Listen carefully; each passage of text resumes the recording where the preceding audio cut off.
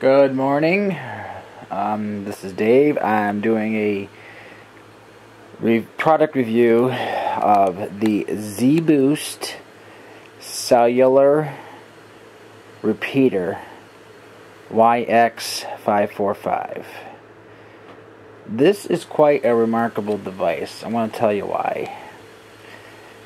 This retails for like $3.99. I actually got it from Amazon for $1.89 with free shipping. I was really reluctant about getting it. I says, well, our house is going completely wireless, and the cellular service inside the house is horrible.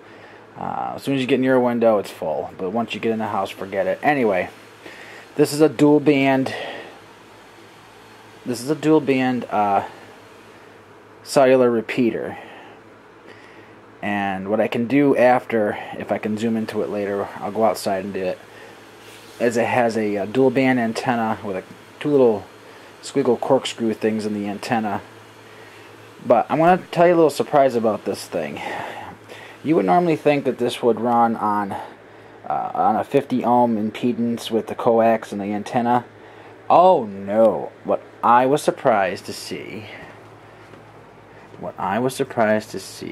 is an F connector, 75 ohm fitting.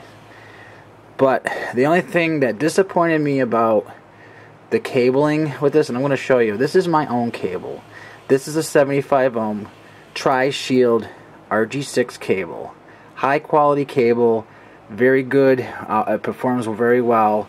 I have it in a 500-foot roll box under the shelf there. And this here has the little rubber ducky antenna. Now this device, according to the instructions, should be at least 15 linear feet away from the antenna, which is, the antenna is mounted outside on an existing pole. Comes with a U-bolt. But I want to show you the cable that came with this thing. And I'm going to show you some other things too. This has got to be one of the worst low quality coaxial cables I have ever seen. This is RG59U Mini. It's a piece of junk. And this is 50 feet that comes with this device. You know, you think they would give you something, if it retails for $3.99, give you some RG6 75 ohm. This is 75 ohm, same impedance. Although the coax that I put on is a lot more high quality, so the signal it's receiving should be a hell of a lot better than this thing. Very disappointed. But like I said, here's the box, and I'm going to show you the results that I got, which says no more drop calls. Some people mount it near a window. I want the best performance, so I put it outside of the front of my house, because I'm going to show you why. There's a slight hill here that faces the cellular sites, which is basically that direction about 2 miles on a mountain. Excuse me. You know, in the wintertime you can see the next street over, of course, but anyways, I'm going to show you what kind of results I got. Okay, this is the Straight Talk Home Phone Connect service. My number's due to be ported this coming Friday, June 7th, okay? They didn't give me a temporary number. The lights you see on the front of this device, because we're going completely wireless. We haven't had a landline in a while, but we've been using VoIP. It's unreliable.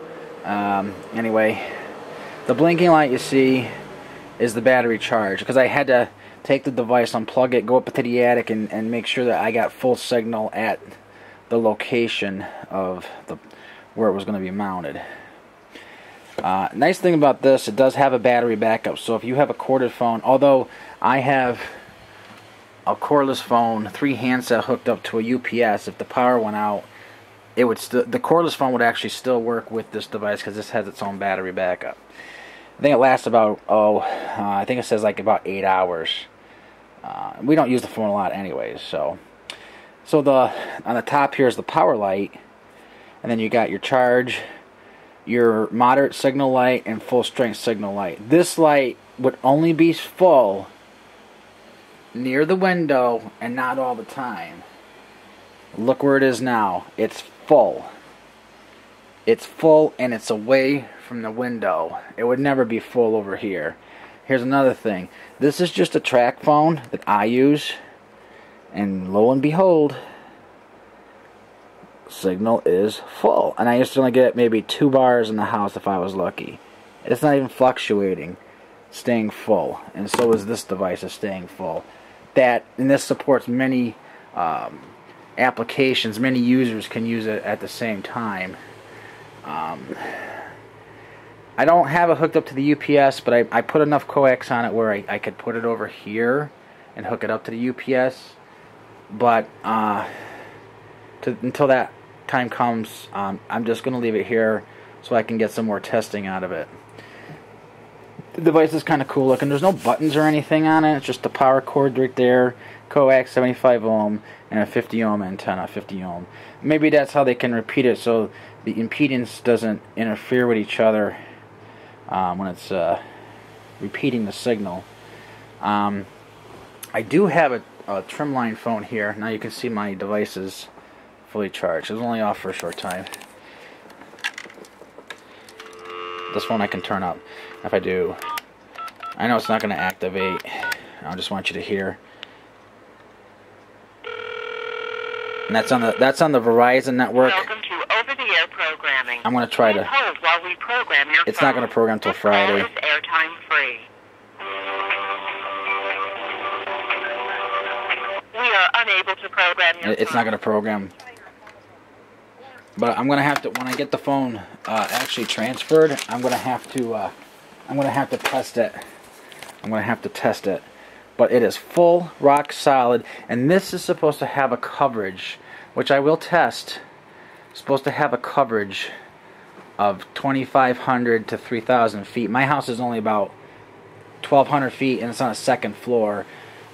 This computer we don't really use, so I'm just going to leave it there for now.